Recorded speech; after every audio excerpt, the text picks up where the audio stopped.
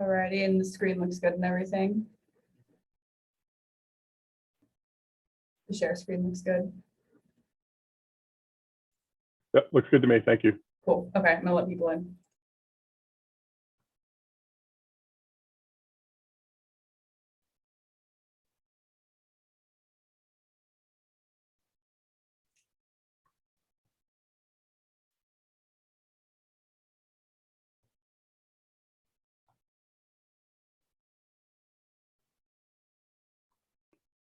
Good morning, everyone. Thanks for making it. We are going to give it a few minutes to let people log in to the webinar or to the panel discussion, and we'll get underway. Thanks for being here. Just give us a couple seconds here.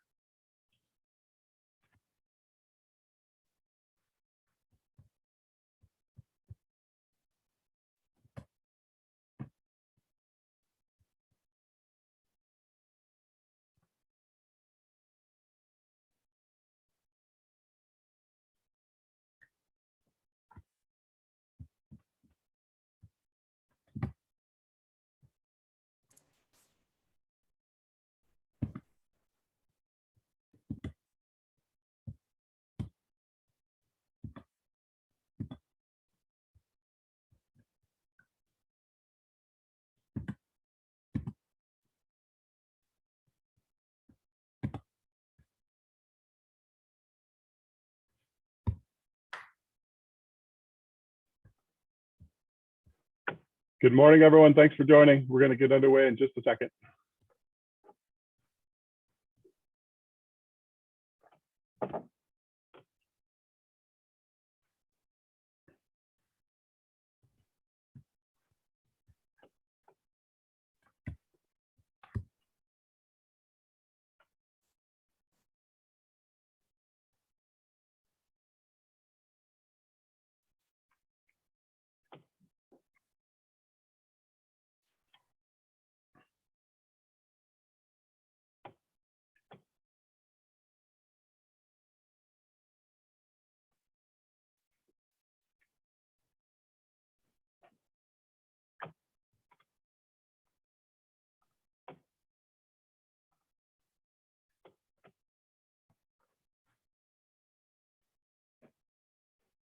Okay, let's get started. So thanks everyone for coming out this morning. We really appreciate you participating in this conversation about the energy code.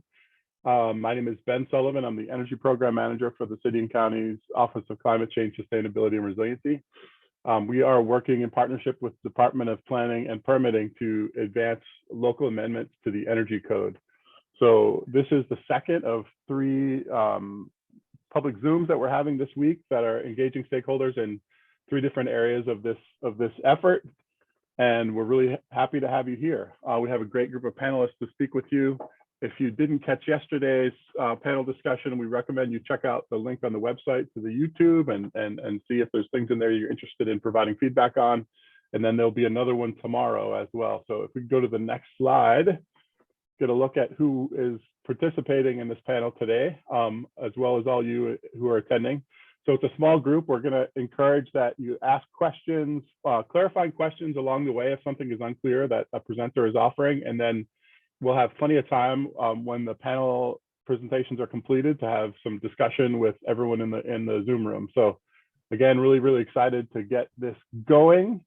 Our panelists include Melanie Islam from the Honolulu Climate Commission, Kim Cheslak from New Buildings Institute, Alana Kobayashi Pakala from Kobayashi Group, and Eileen Lakaden from Hawaii Energy. So really knowledgeable folks who can help us talk about different aspects of what we're proposing here.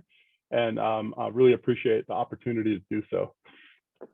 I am going to go to the next slide. Okay, so as we get started on this, we are talking about the energy code, and I think we all understand the importance of the energy code and trying to help our buildings to reduce energy and to perform better with regards to the grid. One of the things that we wanted to put on the table right away is our understanding of how important the context for this conversation is, especially with relation to housing affordability. A lot of you might have seen the recent work put out by UHERO that talked about the regulatory burden in Hawaii and the impacts that has on development and housing costs. And certainly that's something that we all need to pay attention to. one of the things we're really excited about with the stretch code is it's a little bit of a pivot for the city and county, you know, in terms of energy performance. We're interested in asking the question, how can we incent the market to do better, as opposed to only just coming at it with mandates from a regulatory perspective. And we think that's really important for a lot of reasons that will be discussed today. Certainly among them is that, you know, we need market leadership. This needs to be a collaborative process. We need to go to the people who know the best about how to make buildings work more cost effectively and more efficiently at the same time. And we need to learn from them and then take those lessons and apply them to the code.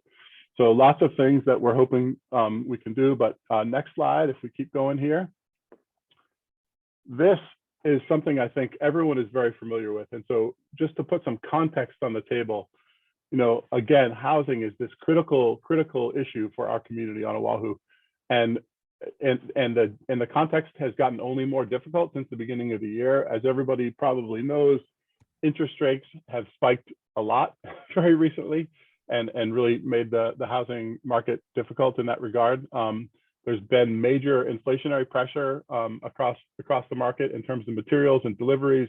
Supply chain has been a really big problem.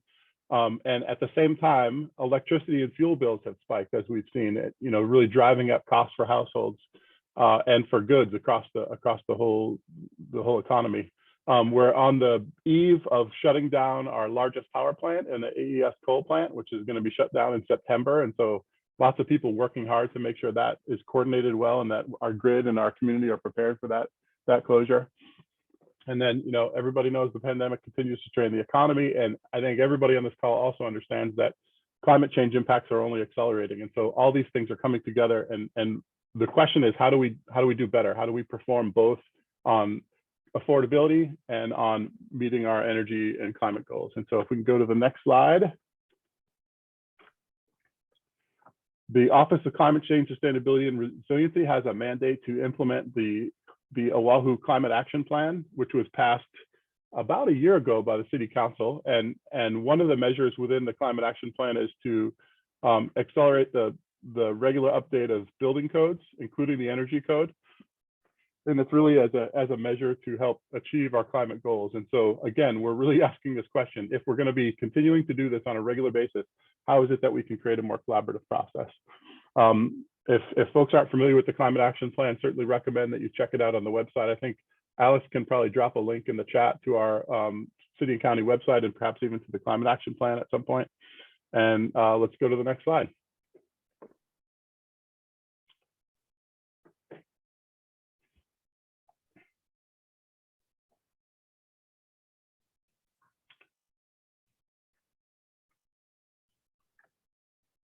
So just to clarify what we're talking about today, as far as the energy code, the update cycle that we're looking at is amendments to the state code. And so just to be clear, a lot of folks know this already, but the energy code, as well as other building codes, are adopted at the national level through a comprehensive review process. They're taken down at the state level with the State Building Code Council and reviewed there. And then the city and county, as well as the other counties in Hawaii, have the opportunity to make local amendments, which is what we're talking about today. So this is one of three, again, webinars focused on local amendments. And what we're talking about today is a potential amendment that would allow for a stretch code for energy performance. What you see on the screen now is just a timeline for that. I'm not going to spend a lot of time here, but basically we've done a lot of outreach already. We're into this May 15th to June 15th period where we're holding these three focus meetings. We anticipate going to council sometime in August with an ordinance, and then passage hopefully before December, which is the default date for the state code coming into play. Next slide. So here we are. As I mentioned yesterday, we talked about a lot of smaller amendments that are being proposed for the code locally. Some of those include amendments to address heat gain in buildings, as well as market initiatives around, you know, keeping up with the market for LEDs, and so improving performance of LEDs. Some other measures that basically are things that will help save costs because we feel that they're less necessary in Hawaii. So again, encourage folks to look into that. Today is about stretching our savings. And so the primary focus of today's call will be on this voluntary energy stretch code for commercial buildings. we'll have a very, very brief discussion about a zero net energy requirement for very large single family homes, but that will not be the emphasis of the conversation. So again, primary emphasis will be on the stretch code conversation and really learning from everyone in the room about how we can make this successful. So, and then tomorrow, if for those interested, again, we'll be having a conversation on affordability through readiness. So we can go to the next slide. Thanks, Alex. So here it is. So on the single family side, the proposal that's being put forward as an amendment is to require that buildings over 4,000 square feet meet the zero net energy index of the 2021 IECC, which is basically saying that a large home has to get an energy rating index score of 43, and then the balance of their renewable, they have to meet the balance of their energy needs through renewable energy on site. So this is a fairly stringent provision, and the purpose of it is to really push at the high end of the market so that we get adoption of best practices in the residential sector. And so we feel like this is an appropriate measure for those who have the means and the resources to do this, and it will help the broader market to adopt best practices as we try to move towards zero emissions. It's a very different conversation on the commercial side, and again, the focus of our panel today. So I'm going to get out of the way. If we can go to the next slide. This is at the heart of it. How do we collaborate towards achieving and delivering carbon neutrality for new buildings constructed on Oahu? This is not to say we're going to do this tomorrow, but it is the goal long term. We have, as everyone knows, we have ambitious state goals for zero emissions. We've got to get there somehow, and this is part of it. So next slide. I am going to stop talking, and I'm going to really be very, very happy to hand it over to my friend Melanie Islam, who's a member of the Climate Commission here on Oahu, and she's going to talk about it. So thank you from an architect's perspective. Thank you, Melanie. Thanks, Ben. Hi, everyone. So I'm just going to share a few of our thoughts from an architect's perspective on the value of a stretch code, why we need it, and how can we sort of incent this from a developer's perspective or for developers, and then perhaps pathways of implementing it. Next slide, please. I think we've all seen this slide or this diagram before. I wanted to bring it home and kind of highlight the information, the data that's been collected by our own city and county of Honolulu through the Resiliency Office. It's published in our current climate action plan. But what it's really showing, and this is a snapshot of our emissions from 2017, is that our building sector is contributing about 35% of the greenhouse gas emissions. This is much greater than what we are emitting at a global scale. Globally, we're looking at about 27% of emissions coming from building operations. So I think how we look at the lens of the stretch code and how we look at our role looking forward, it's important to sort of understand where we're starting from. If you go to the next slide. A lot of really recent data, scientific data came out. IPCC came out with a new report, basically saying that we need to act now, right? It's very clear. The time for action is now. In the statement, it says we can have emissions by 2030. I argue that we must have emissions by 2030. And the way that we do that is we start to look at a reduction in fossil fuels, a way to have more widespread electrification, increase our energy efficiency, look at renewables and alternate fuels, and get to zero carbon as soon as possible. And I truly believe the pathway to that is a collaboration, but adopting advanced policies and codes that can enable more greater changes in how we behave, interact with buildings, and interact with our communities. Next slide, please. This is another slide diagram that I think we've all seen, but really it shows kind of the relationship between status quo, doing status quo, and our pathway to net zero energy. So the top line, that dashed line, is just basic sort of code compliance, how we continue to move forward. We want to do better. We want to get closer to our goals, 2030 goals for energy, and our 2045 goals. And so that requires us to look at stretch codes, reach codes that help us get there, to get closer to some type of zero energy sort of trajectory. If we could go to the next slide. So stretch codes are not a new thing. They have happened throughout our nation, throughout North America. So I'm highlighting just a couple of examples out there. Santa Monica, they recently passed the zero energy sort of ordinance for the residential buildings and a stretch code for their commercial buildings. Very similar to what we are proposing for the zero energy homes. is that Santa Monica requires all their single-family residential homes to meet their annual energy needs through rooftop solar. And they've also established what they call a REACH code, just a changing of jargon from stretch code, that looks at a 10% energy reduction for new high-rise residential, non-residential, hotels, motels. And they're also currently looking at pathways of getting to zero energy for their commercial buildings. The state of New York, NYSERDA, also has a stretch code that was adopted in 2015, but it's part of their larger roadmap to get to clean, more resilient, affordable energy for the state. And they identify 3 kind of clear targets: a 40% greenhouse gas reduction by 2030, 50% of energy and renewables, and a 23% reduction in overall building consumption over their 2012 levels. I'm going to jump first to the Massachusetts. So Massachusetts actually adopted a stretch code at a state level, and then they provided an option for their cities to sort of adopt a stretch code. But what they did was they were the first state to adopt a stretch code that was energy performance based versus a prescriptive base. And I think we're all kind of commonly familiar with more prescriptive measures in our standard building code. Washington, DC has an Appendix Z. And so that's part of their larger DC Clean Energy Plan. And that is a pathway for phase adoption to get to net zero energy buildings for both residential and for commercial by 2026. It's an appendix, so it's an alternate voluntary pathway that teams can decide on how they want to sort of use the code. But it's really trying to provide this information prior to when sort of a mandatory sort of zero energy code might be adopted for new construction. So these energy codes, these advanced energy codes, they exist out there. There are a lot more advanced energy codes that look at building performance standards, but we're really looking at kind of the energy piece of things. If you go to the next slide, Alex. And so what can a stretch code accomplish? It can find ways to incent our market, to merely kind of move our market to get closer to a zero emission code. By making it voluntary, it allows for early adoption, allows for sort of testing and like sort of case studies to happen within our community, sort of test out which strategies work best within our market. And then it also allows for just, I think, greater use of energy modeling early in design and throughout design to really understand what that predicted energy use will look like for the building.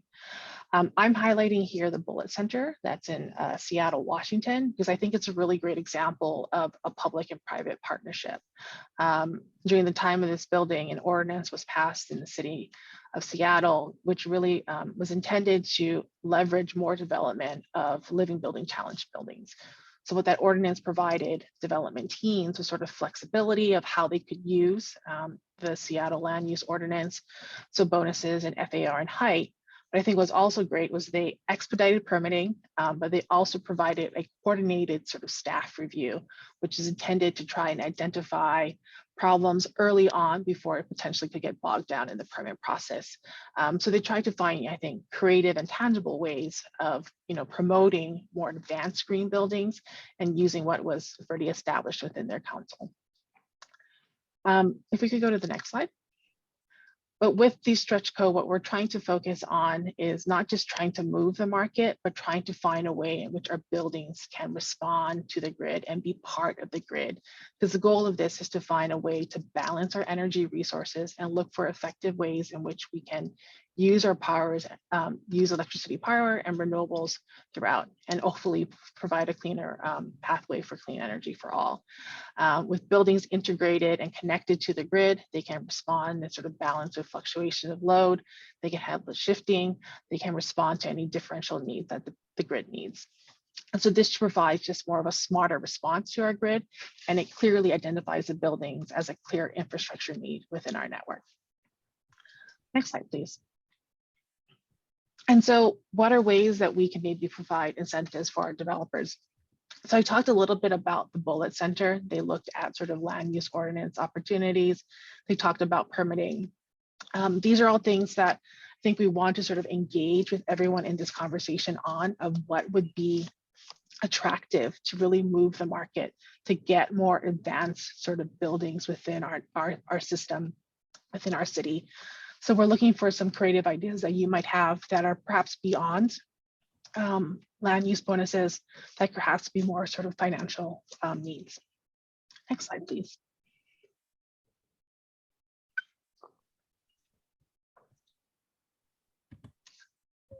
Sorry, could you go back? Oh. Great. Thanks, Alex. Okay, so how can we implement this? So the intent is that the code is voluntary. So it's really up to the discretion of the project teams to decide which code path is best for them. Excuse me. I think assessment and studying the project is really critical in the building, right? And understanding what your program is and how that can kind of benefit you in the long run, looking at life cycle performance. Once the team has decided what the pathway is, whether it's a stretch code, hopefully that's the case. And then I think following the similar sort of process that we do with permit submittal, submit it to DPP, but what we're asking for in addition to that is information on your energy model, the predicted performance that you predict to see with that building. The intent with that is so we can better understand how these buildings are performing over time. Then DPP will confirm, obviously, how the building has met those stretch code requirements, and then provide ways of incentivizing it. And then at the end, find ways to sort of publish this data and record it as a way of sort of building just more information on building performance, tie back with sort of our benchmarking goals. And so that's all I have to share about the stretch code. But I think really from an architect's perspective, we have been sort of calling for the charge of getting to zero carbon as soon as we can. We are, I think, all equipped. We're charged as members of AIA. We're charged members and our professionals to get there. And so any way in which we can support the city and getting here, I think is what we'd like to do. So I want to turn it over to Kim, who's going to talk a little bit more about the stretch code that we're thinking about for the city and county of Honolulu.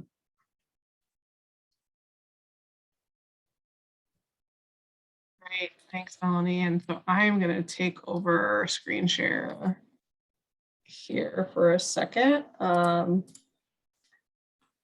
And so I can just get a thumbs up from someone on screen that you guys, perfect. Okay. Thanks for having us. Again, my name is Kim Cheslak. I'm the Director of Codes at New Buildings Institute.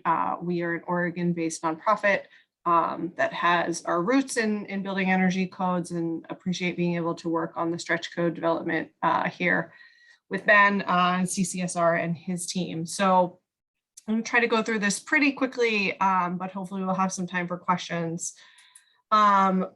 What I'm going to run through is some sort of stretch code foundations that we've laid out, measure recommendations, and then we have potential code language, although we're not going to sort of walk through that here on the screen today, but can sort of talk about it at a high level. Really building on what Melanie was presenting in some of the other stretch codes that have been completed across the United States. NBI focuses our work really around these 5 foundations of what we call zero carbon building policies. And so we believe that these are really critical to meeting most city and state climate goals, energy efficiency really being core to every stretch code that we work to develop.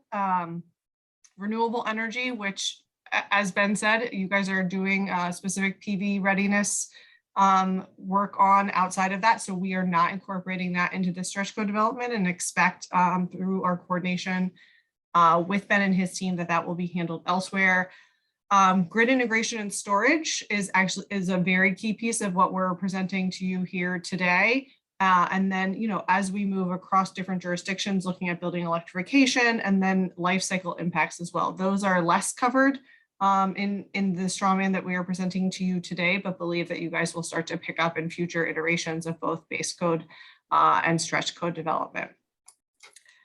So core, like I said, efficiency, I think what we have been working on proposes a starting point of no less than 90.1 2019. For those of you very steeped in the IECC development, that's approximately equivalent to the IECC 2021.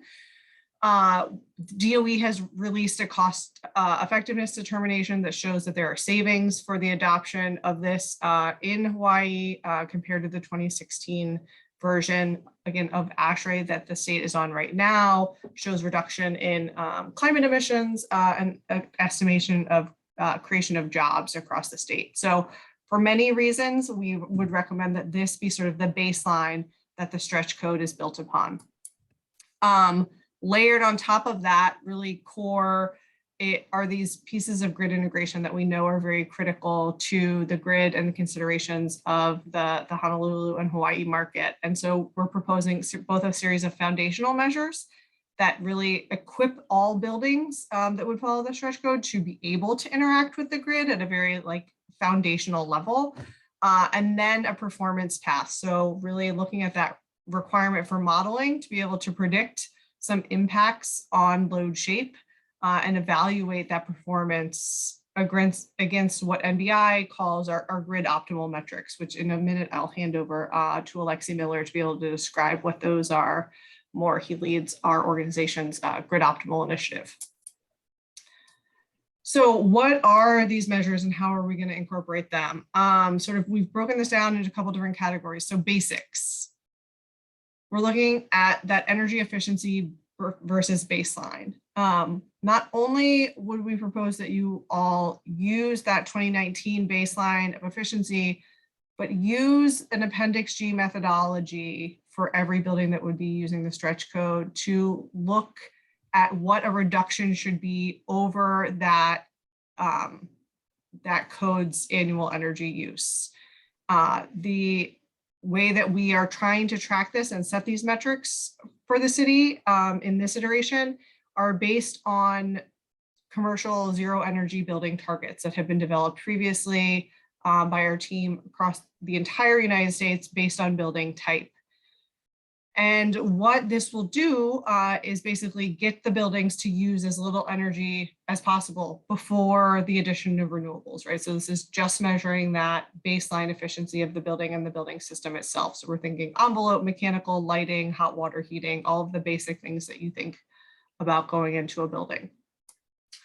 What that looks like in reality for these building types is approximately a 35% better than actually 90.1 2019 is sort of that target that would get Honolulu buildings to that zero energy performance. Depending on the appetite of those that would be adopting the stretch code, I think there's probably some room somewhere between 0% improvement over 90.1 and 35% improvement. But wanting to also get an instinct from this group, what is achievable. These are also broken down and can be broken down in the stretch code by building type, knowing that often that aggregate average is not the same as what it would need to be applied to every different building type, and that variation is actually quite important. Beyond that, we would additionally propose to reduce the threshold for commissioning. This is a really important measure in that it requires that all buildings go through a certain amount of final testing of the systems over an annual period to make sure that those systems are operating optimally. I know that many people tell me that this should happen, or good building owners will do this anyway. I know at least over where I operate, mostly on the mainland, that is not universally true. And so we had proposed that this would be, instead of being on a total equipment capacity measure, which is what it is right now in the 2018 IECC, that we would align this measure with Honolulu's benchmarking requirement, which is 25,000 square feet. And so ignoring the total capacity of the building systems, rather based it on a square foot metric, that will get facility managers and building owners a more robust understanding of their energy using systems to begin with, and be able to better comply with anything that would come after that benchmarking requirement is in play. Okay, so those are sort of just those baseline, just those two. Then grid integration basics. So again, these are the foundational measures for grid integration. What we're trying to target here are a couple basic controls. Water heating, there are basic controls already required in the code for water heating systems. They're mostly for pumps and circulation. What we would propose to put in is a demand responsive control. And so for electric storage water heaters, where they are installed, because those are the types of systems that can best interact with this type of demand responsive control, that those controls be provided on the system. It doesn't require that the building participate in demand response program. It just requires that that water heater is set up to be able to take that type of signal. Additionally, space conditioning controls. Right now, there are a variety of individual thermostatic controls required in the building energy code. We would additionally require that the thermostats or building automation systems have this demand responsive capability. Those sort of grid interactive end uses would allow the building to be able to, ramp up or ramp down that thermostat at set point based on a grid signal, again, not requiring participation in that demand responsive program. Additionally, looking at energy monitoring be put in place for electric vehicles. There is, not in the 2018, but in the 2021, a requirement for meters to be put in place for most building systems. Electric vehicles has been left out of that. We'd like to go ahead and put that in, knowing that it's an important load that should be sub-metered out so that building owners can understand the difference between what their building is using and what the electric vehicles are using. And finally, before I pitch it over to Alexi, looking at energy storage, although I will admit to this group, there was some hesitancy about whether or not to sort of share this out as a possibility. So would love some feedback additionally from this group. Potentially looking at requiring energy storage or potentially energy storage readiness for buildings to be able to store additional solar capacity that they are themselves generating, or again, be signaled to store additional solar capacity that's generated from the grid, even if the building itself is not able to generate that capacity, that there is some grid integration here that could be quite valuable to the city and the state. And Alexi, I'm going to pitch it to you.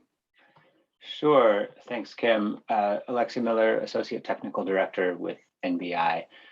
So I just wanted to start with a little bit of overview, from the perspective of somebody developing a project or building a building, or for that matter, operating a building, what you would actually do. And then I'll cover some of the metrics we're proposing here. So to a fair extent, you can think about there being passive measures or strategies and active measures or strategies. So passive strategies are things that reduce the building's load, especially during high cost, high carbon hours, because we're talking about grid integration. Therefore, we're thinking about hours that are of a high priority to the grid. So that's when the energy is really high cost and when the energy is high carbon. In Hawaii, a good example would be 5 to 10 p.m. That's Hawaiian Electric peak hours. The sun is largely down, at least for several of those hours, but the demand is still high, right? So you've got this double whammy: demand's high, renewable supply is relatively low, it's high cost, high carbon. That's a priority hour, right? So passive measures in terms of a grid integration approach are energy efficiency strategies that especially save energy when it really matters in that sense. So west-facing shading, for example, might reduce your afternoon solar heat gain. So the kilowatt hours it does save are especially valuable. Thermal mass, building envelope, those are other examples.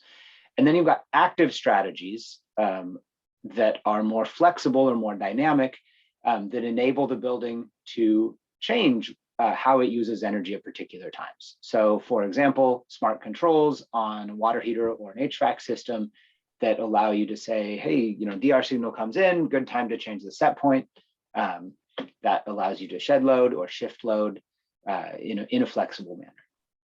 So those are two kind of general categories. And we've got a couple of different approaches to measure that in a code context. Next slide. I want to cover also really important that energy efficiency is a critical component of grid integration and is closely tied to demand flexibility. So demand flexibility has to do with, or is a way to talk about the ability of a building to either reduce its load at certain times or move demand around from time to time across the day. Pre-cool, so you don't have to be using as much energy late in the day. That's shifting, right? Energy efficiency can be a real impact multiplier for demand flexibility. What I mean by that is there are some energy efficiency strategies that sort of buy you more out of the same demand flexibility strategy. If you have a really great thermal envelope or a lot of thermal mass, when you turn your set point up by from 74 to 76, say, that might buy you more time, right? You might be able to coast for longer on that same set point before your mechanical cooling kicks back on.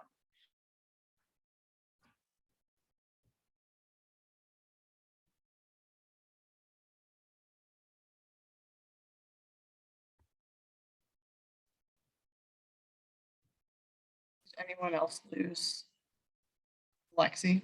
Okay. Yep. I will try to talk and see if Alexi can zing back in. I think, then the next, obviously we're a little bit on the slides here. So, energy efficiency also provides that permanent peak savings, right? So because you have that energy efficiency baked in, your total peak inherently is less than a building that is built to a less efficient standard. What's another thing we wanted to flag here is that the Grid Optimal Buildings Initiative, these metrics this is not the first time that these have been seen in the market. Alexi and his team have been working on getting a LEED credit in. And so what that is a grid harmonization. It builds on some of the Grid Optimal metrics that NBI has been working on. You can get 3 points in LEED new construction, and uses a similar system to what we're proposing for the stretch code here. So it compares a baseline to proposed scores. And sort of walk through what that looks like. It proposes that you could use multiple grid optimization metrics. We are not proposing all of these for this version of the stretch code, but again, if you wanted to sort of look more into this, this is how these performance thresholds have been defined to sort of look at what it means to have improvement over that baseline building score. And this is all done just through building modeling. So these are as designed. So with all of that, what we would be proposing for this first stretch code for Honolulu are 2 key metrics. So one is grid peak contribution. So it's the degree to which building demand contributes to the load on the grid just during those peak system hours. And to simplify this for code application, we've gone ahead and looked at what the peak system hours are for Honolulu and the state of Hawaii. And those, again, like Alexi said, are between 5 and 10 p.m. And so the way that we would simplify this for a code application is that we would look at those same core hours in a baseline and proposed building energy model. So looking at that hourly use, and assign either a % reduction over the baseline building or a kilowatt per square foot reduction over that baseline building to hit that reduced peak demand for those hours. So we'd want to see that the proposed building is reduced from what a baseline building would use. So that baseline building is the same as your ASHRAE 90.1 baseline, and you'd want to optimize that proposed building during those hours specifically. Then additionally, a demand flexibility metric. And so this is a building's ability to reduce or shed, sort of that active measure for, during peak conditions. And so what we would be proposing is that a building be modeled to show that it can actively shed load by a defined number of kilowatt hours for 4 hours. Again, that sort of time period, given the grid constraints that you all have, is more optimized. This metric, if you look at any of NBI sort of background information, is between 1 and 4 hours is sort of what we recommend. But for the conditions of you all specifically, we would recommend that it be at that 4-hour shed. And again, that would be shown through the modeling to say that what we would, the way that it would be analyzed is to have the baseline model, the proposed model, and then another model run that shows that active shed through the addition of additional systems onto that you wouldn't always have that shed in your model. So it would be one additional model run that would be able to show out that this proposed 4 hours could be met. And that's it. I will hand it back over now or sort of, yeah, to Alex to further run a show. Thanks, Kim. Really, really appreciate it. And Alex, I'm sure, is pulling up the slide deck, and we now have an opportunity to hear from Alana from Kobayashi Group, which we're very excited about. So thank you, Alana. No, thanks so much. I appreciate being included in the discussion. So I'm Alana Kobayashi Pakala. I'm a partner with Kobayashi Group. We're a family-owned real estate development firm, and we only do business here in our state. And I just wanted to start by saying, I know we were all introduced as experts, and I'm certainly not an expert in this area, so I'm going to have to fully admit that. What I am is someone who, as a local developer, is here in earnest, really trying to be part of the solution. We have really come to grips with how serious of a situation we're in, and which I know hopefully all of us have. And really, as Melanie said, trying to do everything we can now. And so as we're looking at our projects, we're really trying to, obviously for this discussion, it's talking about energy efficiency and energy stretch code, but we're also trying to look at embodied carbon, and we're trying to look at water and water reuse and water and all of those elements. While at the same time trying to really balance one of our main focuses, which is affordable housing. So we've been traditionally more known perhaps as a luxury and resort developer. And about 5 or 6 years ago, we pivoted internally, and we've set a goal to produce an affordable housing unit, whether it be for rent or for sale, for every market rate. And luxury unit that we produce ground up. And so at the same time, we're really trying to wrestle with is how do we tackle affordability at the same time as we're tackling these sustainability goals. And so I think Melanie just asked me to join to kind of share maybe some of the I guess the sausage making that we're in right now, because we really started just tackling each project that we were in the middle of and seeing how we could move the dial for that project and where we could learn from there. So I think there was an image up earlier about our first light tech rental, which is at Alder Street. It's called Hale Kalele, a 200 unit rental project, high rise, 20 stories. And with that project, candidly, we had started in probably a little more traditional design and development methodology. We always try to target good energy efficiency, Energy Star appliances, et cetera, et cetera. However, what I would say, especially targeting a competitive process for financing, we are also really trying to keep the costs down as much as possible. And so, I'm proud of some of our decisions looking back. I wish we'd done differently, just to be super candid, but I'd say we are, with that project, I'm really proud to say that that we made some great decisions, like, centralized solar hot water heating, and obviously high efficiency glass and those elements. But what I would say is what we were able to do is do a significant photovoltaic installation, which we were then able to add battery storage to. So when we finished the modeling, we realized that actually on the residential units, we could reach 86% to net zero in terms of, and so we needed batteries to save the extra the energy and offset the residential. So that was a great opportunity to realize that even in the high-rise setting, which we generally think is challenging to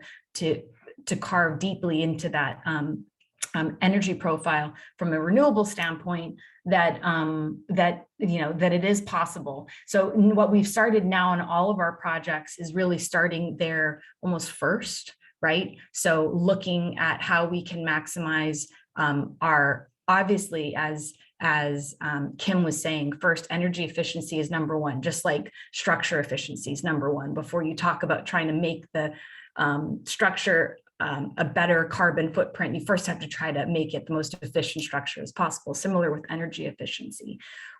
That's number one, and that's paramount. But then, of course, looking at renewable energy and making sure you're maximizing it and looking for every opportunity. And so what I would share is, like, for example, we're working on another LIHTC rental project. It'll be 400 units rentals for area median income, 60% AMI and 30% AMI, and hopefully we'll be starting construction early next year. And that project, we actually, through re-looking at the design, we realized that we could improve the energy efficiency through additional insulation. We also realized that we could actually electrify, 100% electrify, take all the gas off the property.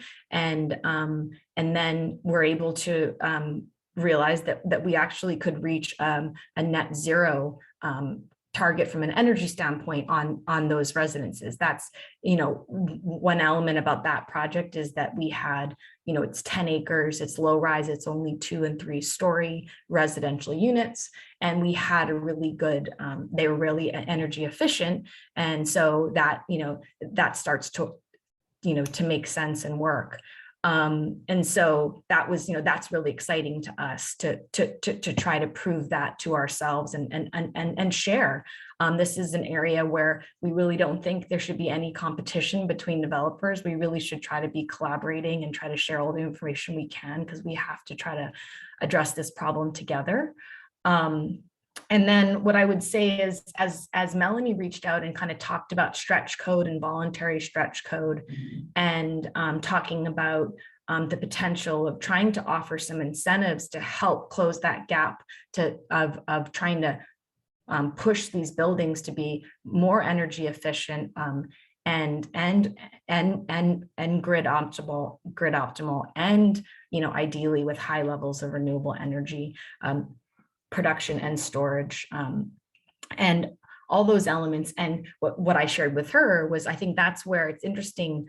We're designing a luxury high rise, and it will be 443 luxury units with 40 reserve units. The balance of the reserve units are being handled in another property. And for that project, right, where you have a little more flexibility on pricing and revenue, although it's not infinite, you still have market, right, as to what the market's willing to pay. But that project, we set an internal goal for ourselves. We said, we want to create the most sustainable high rise ever developed in the state of Hawaii. And how are we going to go about doing that? We're not experts. And so we went and sought out design team members that have done these projects, that have done net zero projects, that have done, projects targeting net zero water and all of these elements. And so those team members have really been an enormous gift, at least to me as a developer, as a resource, to be able to ask the questions and show us in real time, like, what are the life cycle costs? How much are we gonna save our future owners if we can, say, for example, we want to look, we've committed to a chilled water air conditioning system. It was a significant increase in costs of over $6 million. However, when we studied it through our team and life cycle and understanding it, that would be a $44 million cost savings over the life cycle of a 40-year life cycle. So the payback is real, but the payback is for the future owners. So then how can we educate the market to have them understand what we're investing in for them? And so it's those kind of discussions that we're really right now in the middle of. The great thing about something like chilled water is that it opened up the opportunity for us now to at least engage on the discussion of a wastewater treatment plant on site, where we can then reuse 100% of the water for our cooling tower. and try to also, of course, reduce the water, I guess, footprint of the project. But where I was discussing with Melanie, where like incentives would be really helpful is like, what is, you know, how are, yes, you can do that when you've got bigger budgets. Like I understand the comment about, you know, net zero home for the larger and the luxury market. But then how can we try to solve these problems of highly energy efficient buildings for our workforce and affordable units in particular? And that's the areas that I feel like need to be the big, you know, the most target, you know, especially or the highest priority, because especially where our community members that have you know, that aren't at that same income levels, right? These costs are outsized in their budget, right? So it's particularly difficult. And so, you know, where we're right now in the throes of this, trying to figure out like, how can we get these kind of things to work in our workforce and affordable projects in particular, and how can we still remain competitive when you have fixed revenue and you have to be able to finance a project. What I would say is we generally have a very different approach to development. We don't believe, it sounds interesting, but we don't believe in maximizing profits.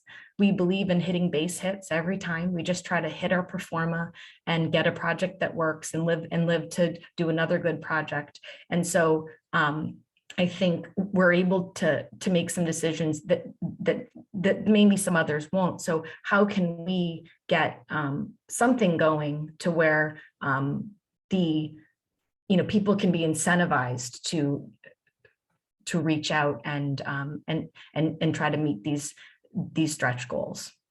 So sorry, that was a bit of stream of consciousness, but I think I kind of covered what Melanie asked me to cover, but so I'll turn it over. Thank you so much, Alana. That was really great background, and we really appreciate your work and your business's effort, your development business's effort to push the market and to explore new ways to do better for energy efficiency that benefit everyone. So it's exactly the reason we're engaged in this conversation about a stretch code. So next up is Eileen Lakadan from Hawaii Energy, and she's going to share a little bit about how Hawaii Energy's programs currently relate to the conversation we're having today with the stretch code, and a little more about their services in general. So Eileen, over to you. Thanks, Ben, and thanks to the city and county for inviting Hawaii Energy to share a little bit today. My name is Eileen Lakadan Stewart, and I am the Business Solutions Manager at Hawaii Energy. I recognize many of the names on the webinar today, so I know that many of you are familiar with our program already, but for anyone that is not as familiar, Hawaii Energy's mission is to empower island families and businesses to make smarter energy choices to reduce energy consumption, save money, and pursue a 100% clean energy future. And we've been pursuing this mission for over a decade, primarily through energy efficiency incentives or rebates, and as well as education and awareness. Our incentives, as you can see, cover a wide range of efficient electric equipment and other offerings, from Energy Star appliances and air conditioning units to submetering for multifamily buildings and energy modeling for new construction.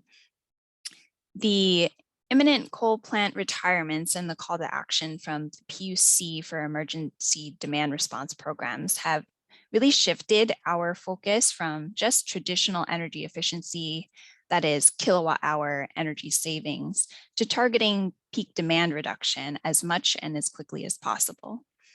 And so we carefully looked at different customer types and technologies to see how we could prioritize our approach to capacity reductions through both traditional energy efficiency measures and an expanding area of what we call energy optimization initiatives. And one point to note is that many of our incentives reward the installation of equipment or systems that are designed above code requirements, particularly for new construction. And I just wanted to highlight a few of our programs that are relevant to this voluntary stretch code. Next slide, please. So there are a few areas in which we have been supporting demand response ready technologies over the past few years. In the next few years, we're looking to double down our efforts and continue exploring new opportunities to expand other customer energy resources. So the first is we've supported the deployment of grid interactive water heaters for low and moderate income renters in multifamily buildings.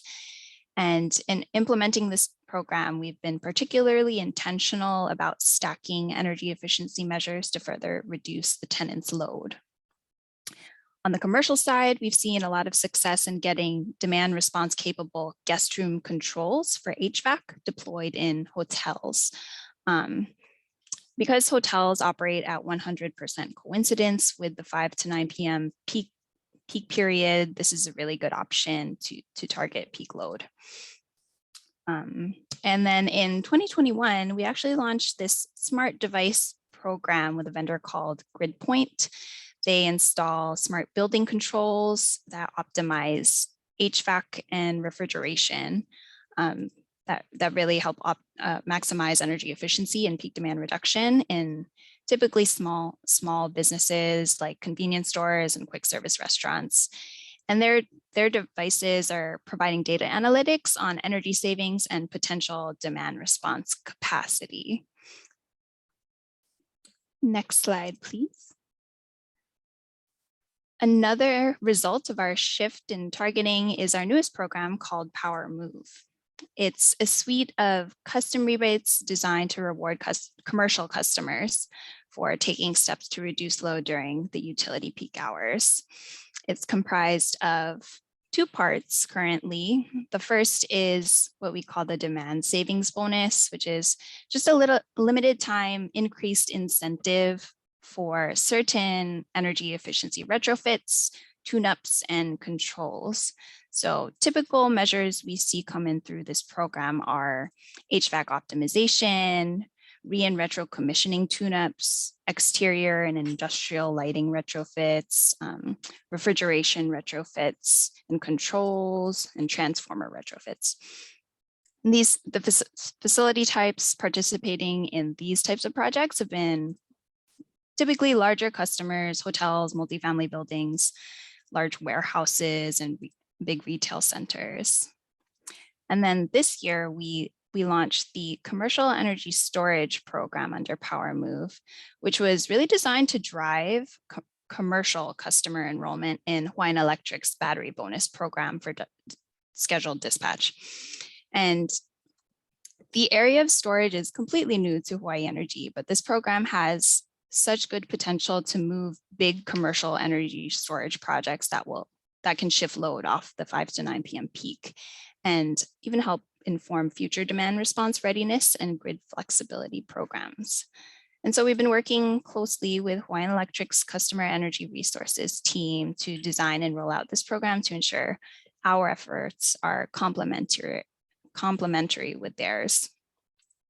And our rebate is really tiered to prioritize PV tied storage that dispatches between 6 to 8:30 p.m. And then we also provide incentives for the shoulder periods between 5 to 6 and then 8:30 to 9 p.m. So in summary, Hawaii Energy is offering incentives for a wide range of measures that overlap with some of the areas covered in the proposed stretch code, especially as new buildings are designed with these grid interactive technologies and high efficiency systems. We're definitely open to exploring how our incentives can support deployment and help close the gap, as Alana had mentioned, for new developments that are pursuing a net zero goal. And that's all I have for now. I think this slide might have been, yeah. Thank you. You can actually go back to that slide, Alex, real quick, and I'll handle it. So this slide is actually a conversation we had yesterday, but it's certainly applicable today as well, and relates to what Alana was talking about in large part with low and moderate income families. So yesterday we had a conversation about that was categorized as beat the heat, and it was really just recognizing that one of the impacts of climate change is increasing temperatures, and we've already seen that, but we know it's going to continue to accelerate on Oahu. And what this slide demonstrates, and this is from the market potential study performed for the PUC, is that there's a much higher prevalence of air conditioning with regular income households than there are with low and moderate income households currently. And that is partly because, you know, up till recently, air conditioning was really considered as like a luxury, right? But it's really moving into the necessity category. And the challenge is that going from no air conditioning to using air conditioning is very, very expensive. So you know, this further highlights the need for these things for us to really push performance and integrate renewable energy and do all the things that we need to do for efficiency in order to keep affordable housing affordable. Because, you know, I mean, just throwing out numbers, right? I mean, like, stick a room air conditioner in a bedroom, and this is just taking it way down to a very simple level, and run that sucker for a few hours a day. You're talking about an extra $50 a month just for a single, you know, 8,000 to 12,000 BTU room air conditioner. You do that across an apartment with three units or whatever it is. All of a sudden, you're talking about a lot of money, and that money, you know, if invested on the front end, can more than return on it. So huge opportunity here. But anyway, let's definitely get into some questions and discussion. I'm going to I have a few questions written down because I noticed that you guys were awful quiet. I'm thinking maybe you didn't have time to brew your coffee, or I don't know exactly what the hang up is, but not a lot of questions yet. I would love to catch some questions out of you. So if anyone wants to unmute and either ask a question or put something forward for discussion, it's welcome. Otherwise, I have a few things I'm going to throw at some of the panelists, and we'll just see how it goes. Good morning. I have a question, Ben. Go ahead. Can you introduce yourself, please? Sure. My name is Grace Ralph. I work at the PUC. And thank you for the panel. That was awesome. I was really interested in kind of the, Kim, your discussion on EV submetering. And I just was hoping you could, I don't know, just maybe expand on it a little bit. I don't know that I have a specific question, but I guess, like, are meters part of the code itself, or is that sort of part of like how you implement the code? Is EV submetering something that can or should be like lessons from commercial buildings applied to residential buildings, especially like multi-unit dwellings? I'm just interested in your thoughts on that. That's a good question. So there was a transition from the 2018 code to the 2021 code. So the 2018 IECC, which is in place in Hawaii now, does not have specific requirements for energy submetering. The 2021 IECC will have those requirements. And so what we are sort of proposing to build on is that 2021. So use those 2021 requirements, which are broken down by load type. So it's HVAC, exterior lighting, interior lighting, plug loads. If I can find the table really quickly, I can tell you what the rest of them are. And we are proposing adding electric vehicles to that. And the primary reason is that if you are participating in something like benchmarking and you're trying to understand where your potential reductions are, or even if you're not required under a benchmarking policy, right, to have these loads submetered, if you own a building and you're trying to figure out where to reduce your load for whatever reason, it's going to be very difficult to do that without having this submetered data. And so, like, I think so we know, for example, that building performance standards that are becoming a very popular thing for existing buildings are starting to call out that you can only subtract your EV load from your base building load if that load is submetered. And so we want to set these buildings up for any new construction building we want to set up for success now. So asking commercial buildings to do that, we think is the right next thing to do. You know, even before a building performance standard, just equipping owners with that information. Would something like this be valuable to residential buildings? Maybe. I guess I'm, you know, as a single family homeowner, I don't know if I would access that, even though I do this for a living. Like, I don't know that I would access that data so much to figure that out, or sort of what that, I mean, I assume it would be the same type of construction in terms of the electrical system that a commercial building would have. So I don't know, I haven't really thought about that. The other thing that I'll note is that the code is not prescriptive on how you physically submeter. It just says that the data has to be aggregated into these different loads. So what I have seen occur is that in some buildings, there are actual physical submeters, right? Like things are ganged together in such a way through the electrical panel and to actual physical submeters that they are submetered out in sort of what you would think of traditional submetering, the same way like an apartment building has a meter for each unit. But there's also virtual submetering, which is just setting up the system so that each of those loads gets aggregated into a computer system. The code does not tell you which one of those to use. So that choice is up to the building designer and owner, which one is preferable for them. So from like, I'm sort of trying to guess that like from a PUC perspective, you're also trying to understand how this would interact with what you guys are doing. So if there is a reason to encourage one over the other, that physical submetering or virtual submetering, the code is agnostic as to which one of those or a combination of those that one would use. Sorry, just because this got dropped in the chat quick and I saw it pop up. Virtual submetering is basically just saying that you set up, so there are many ways to do virtual submetering, but basically the information from your electrical or energy use feeds into a computer system. And so it all gets aggregated basically into a computer. And so that can, you know, the building automation system or some other system gets set up. Doesn't have to be through a building automation system. There are other softwares that do this.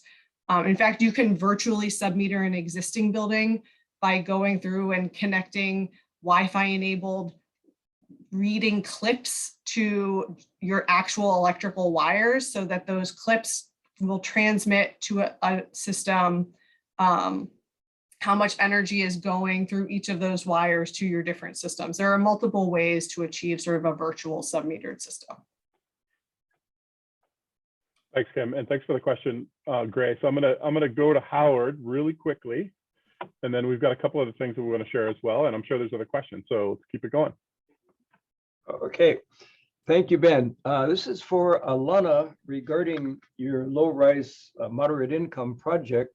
Number one, did you keep your tenants cool by ceiling fans or by split systems?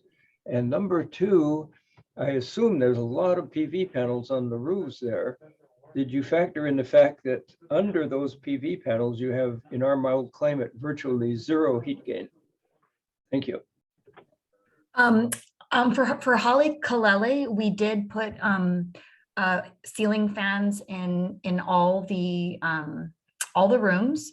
And then we did do, because it is a high rise, so it does lack cross ventilation, and in acknowledgement of our rising temperatures, we did put a PTAC in the living room to be used when needed. We did opt to submeter all of the residential units so that the renters can be in control and only pay for their actual usage.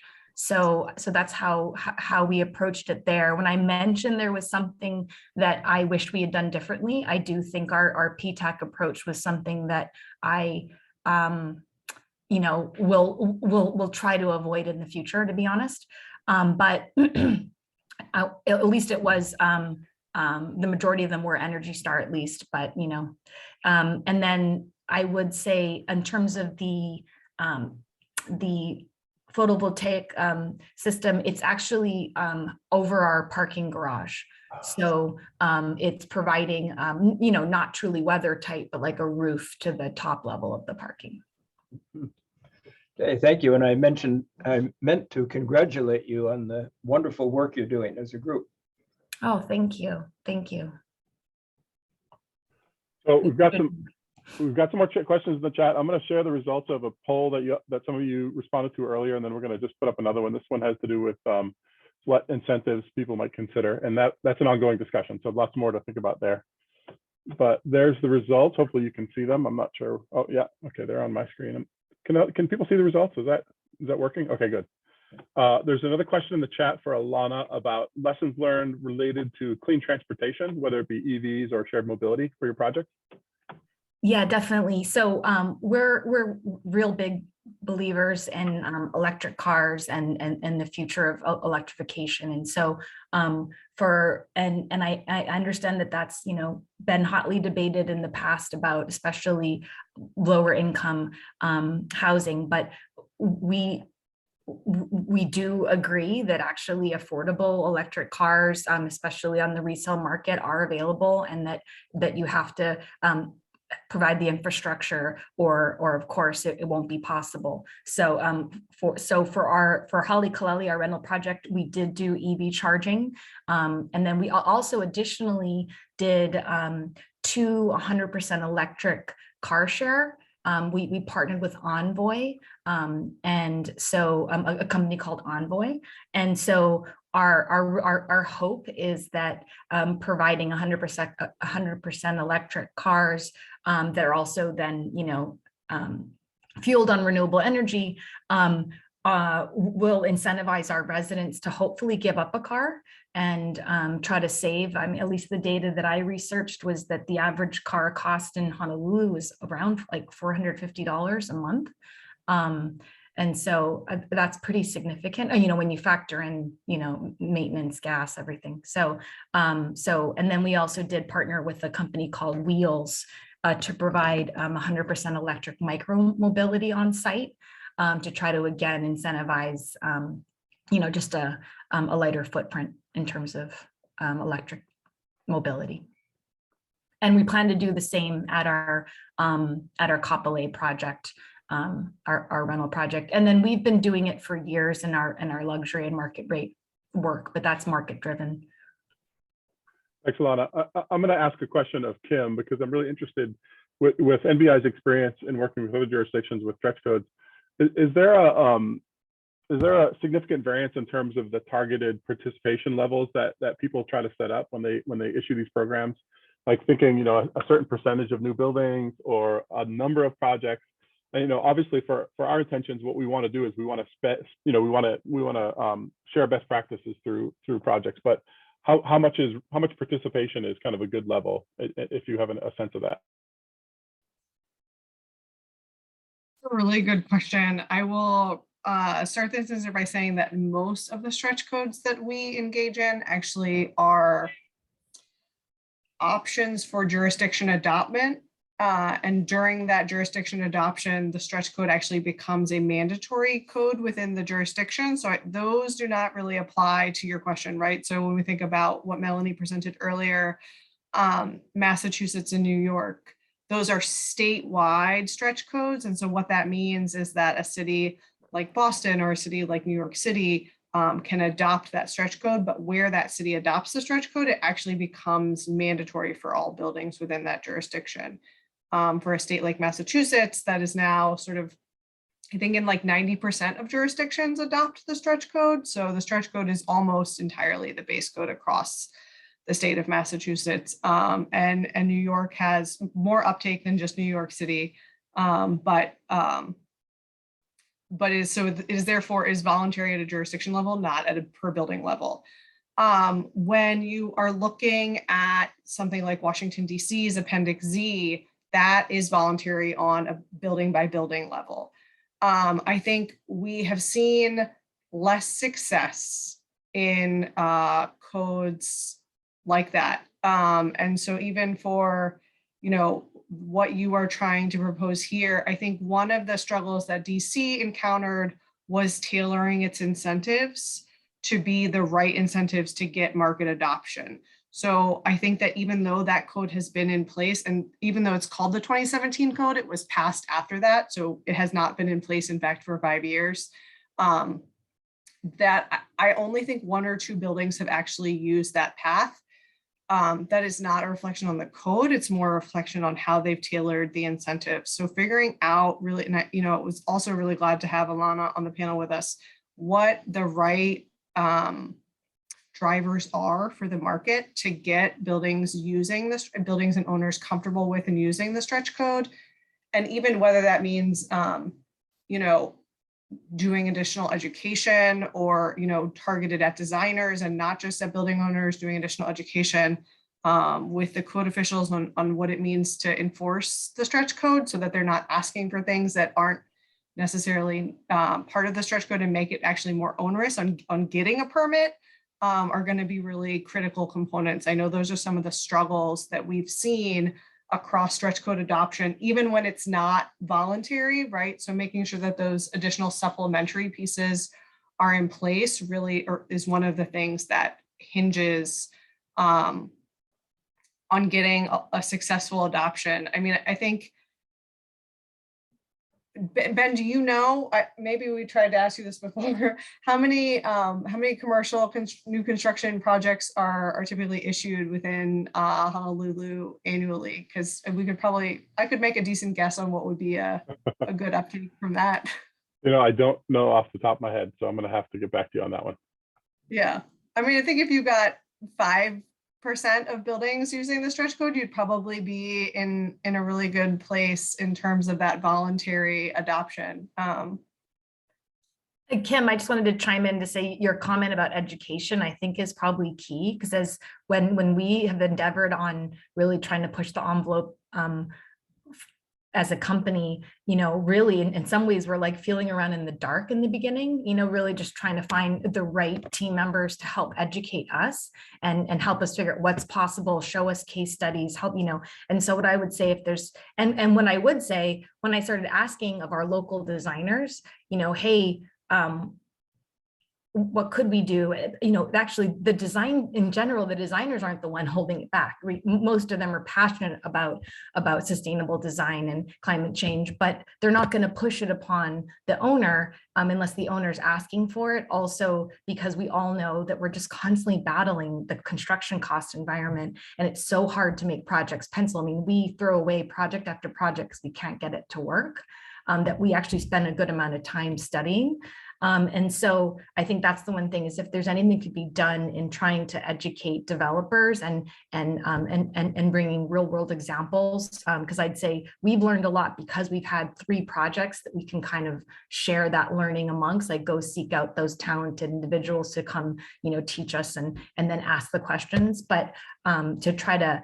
And then the other, you know, so I think that education would be key. The other thing would be helpful would be is, you know, if stretch code projects would have some sort of requirement to document and share information. I think that would, you know, as a case study format or what have you.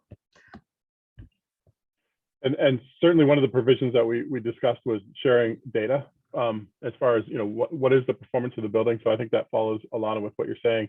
And, you know, I think there's a lot to figure out, and candidly to everyone on the call, like this is the piece of our local amendment that's the furthest behind for this cycle, but we didn't want to leave it out of the conversation because we know it's critical to the market, and we know it's a piece that really wants to come together. And when I look at this room, you know, I guess what I get excited about as somebody in the municipal government is seeing folks from the building sector as well as folks from the utility side having a conversation together, because that's where the magic is really going to happen in our estimation. And that, you know, for those who work in the utility sector, there's tremendous effort already to try to do grid integration, to try to reach out to building owners, but it's really difficult. And, you know, I'd love to have Eileen comment on the, you know, the difficulty of, you know, the incentives might be great, but if you can't find the right person in the building ownership, it doesn't matter, right? So I don't know, Eileen, if you have thoughts on the difficulty of that side of it, but this is a mechanism to basically build that in at the front end.